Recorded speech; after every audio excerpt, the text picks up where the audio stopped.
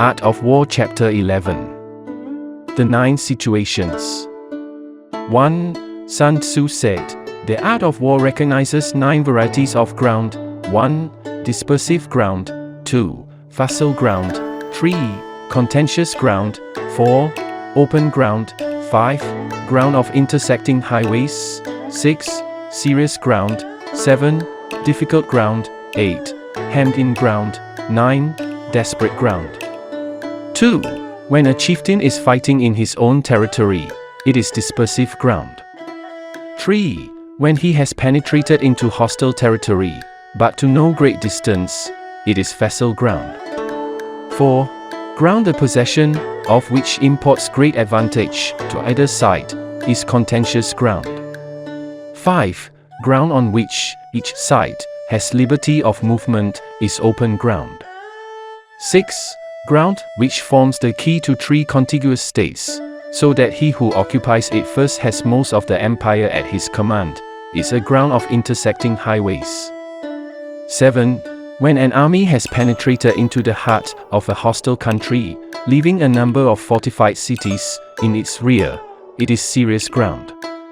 8. Mountain forests, rugged steeps, marshes and fence-all country that is hard to traverse, this is difficult ground. 9. Ground which is reached through narrow gorges, and from which we can only retire by tortuous paths, so that a small number of the enemy would suffice to crush a large body of our men, this is hemmed-in ground. 10. Ground on which we can only be saved from destruction by fighting without delay, is desperate ground. 11. On dispersive ground, therefore, fight not. On facile ground, halt not.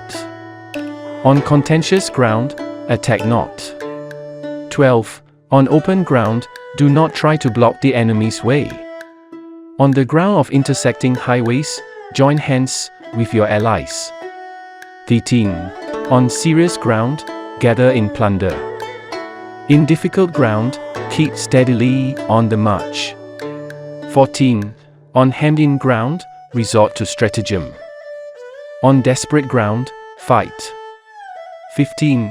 Those who were called skillful leaders of old knew how to drive a wedge between the enemy's front and rear, to prevent cooperation between his large and small divisions, to hinder the good troops from rescuing the bad, the officers from rallying their men.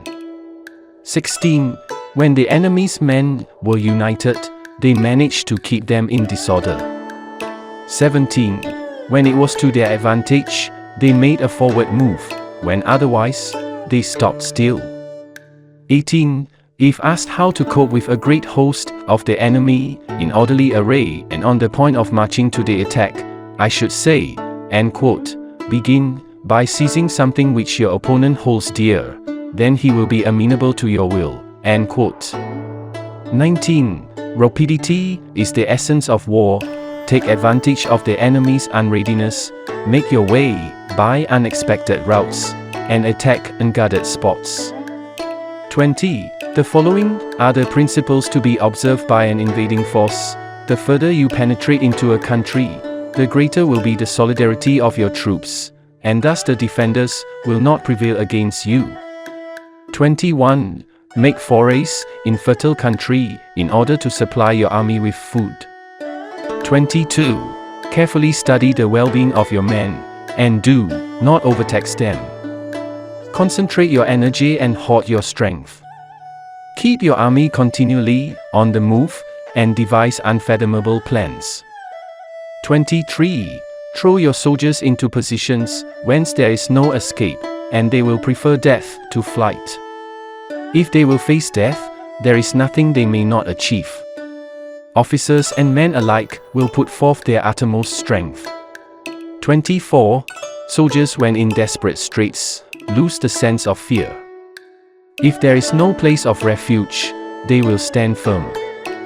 If they are in hostile country, they will show a stubborn front. If there is no help for it, they will fight hard. 25. Thus, without waiting to be marshaled, the soldiers will be constantly on the qui vive. Without waiting to be asked, they will do your will. Without restrictions, they will be faithful. Without giving orders, they can be trusted. 26. Prohibit the taking of omens, and do away with superstitious doubts. Then, until death itself comes, no calamity need be feared. 27. If our soldiers are not overburdened with money, it is not because they have a distaste for riches. If their lives are not unduly long, it is not because they are disinclined to longevity. 28. On the day they are ordered out to battle, your soldiers may weep, those sitting up bedewing their garments, and those lying down letting the tears run down their cheeks. But let them once be brought to bay, and they will display the courage of a Chu or a Kei. 29. The skillful tactician may be likened to the Shuaijian. Now the Shuaijian is a snake that is found in the Chang Mountains. Strike at its head, and you will be attacked by its tail. Strike at its tail, and you will be attacked by its head. Strike at its middle, and you will be attacked by head and tail both. 30. Asked if an army can be made to imitate the Shuaijian, I should answer, yes. For the men of Wu and the men of Yu are enemies, yet if they are crossing a river in the same boat and are caught by a storm, they will come to each other's assistance, just as the left hand helps the right. 31. Hence it is not enough to put one's trust in the tethering of horses, and the bearing of chariot wheels in the ground. 32. The principle on which to manage an army is to set up one standard of courage, which all must reach. 33. How to make the best of both strong and weak, that is a question involving the proper use of ground. 34. Thus the skillful general conducts his army just as though he were leading a single man, willy-nilly, by the hand. 35. It is the business of a general to be quiet and thus ensure secrecy, upright and just, and thus maintain order.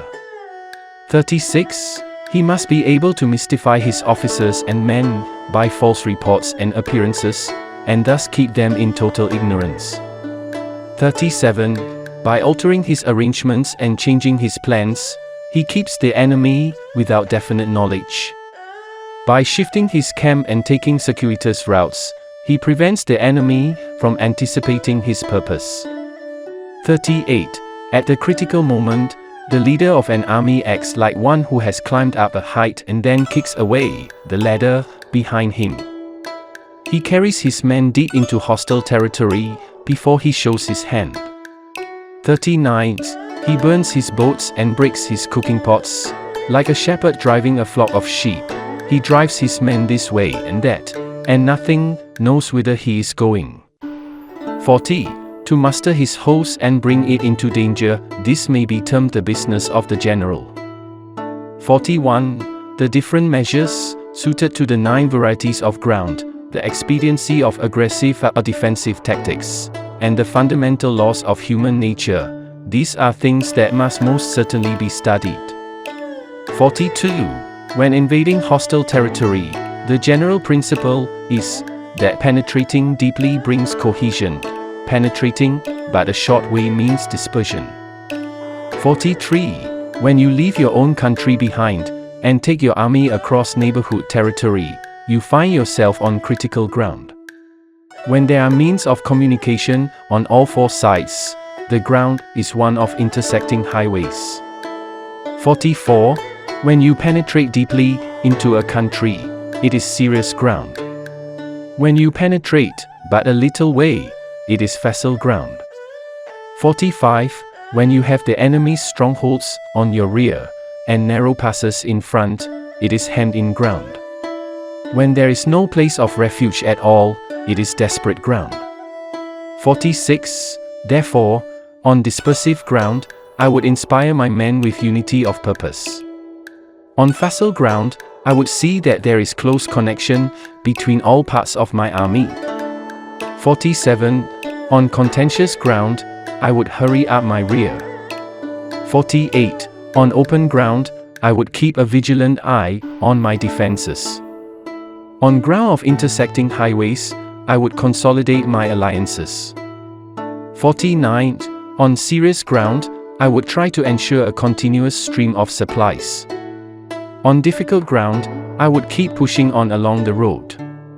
50. On hemmed-in ground, I would block any way of retreat. On desperate ground, I would proclaim to my soldiers the hopelessness of saving their lives. 51. For it is the soldier's disposition to offer an obstinate resistance when surrounded, to fight hard when he cannot help himself, and to obey promptly when he has fallen into danger. 52. We cannot enter into alliance with neighboring princes until we are acquainted with their designs. We are not fit to lead an army on the march unless we are familiar with the face of the country, its mountains and forests, its pitfalls and precipices, its marshes and swamps. We shall be unable to turn natural advantages to account unless we make use of local guides. 53. To be ignored of any one of the following 4 or 5 principles does not befit a warlike prince. 54. When a warlike prince attacks a powerful state, his generalship shows itself in preventing the concentration of the enemy's forces. He overawes his opponents, and their allies are prevented from joining against him. 55. Hence he does not strive to ally himself with all and sundry, nor does he foster the power of other states. He carries out his own secret designs, keeping his antagonists in awe. Thus he is able to capture their cities and overthrow their kingdoms. 56. Bestow rewards without regard to rule, issue orders without regard to previous arrangements, and you will be able to handle a whole army as though you had to do with but a single man. 57. Confront your soldiers with the deed itself, never let them know your design. When the outlook is bright, bring it before their eyes, but tell them nothing when the situation is gloomy. 58. Place your army in deadly peril, and it will survive. Plunge it into desperate straits, and it will come off in safety. 59. For it is precisely when a force has fallen into harm's way that is capable of striking a blow for victory. 60. Success in warfare is gained by carefully accommodating ourselves to the enemy's purpose. 61. By persistently hanging on the enemy's flank, we shall succeed in the long run in killing the commander-in-chief. 62. This is called ability to accomplish a thing by sheer cunning. 63. On the day that you take up your command, block the frontier passes, destroy the official tallies, and stop the passage of all emissaries. 64. Be stern in the council chamber, so that you may control the situation. 65. If the enemy leaves a door open, you must rush in. 66. Forestall your opponent by seizing what he holds dear, and subtly contrive to time his arrival on the ground. 67. Walk in the path defined by rule, and accommodate yourself to the enemy until you can fight a decisive battle. 68. At first, then, exhibit the coyness of a maiden until the enemy gives you an opening. Afterwards emulate the rapidity of a running hare, and it will be too late for the enemy to oppose you.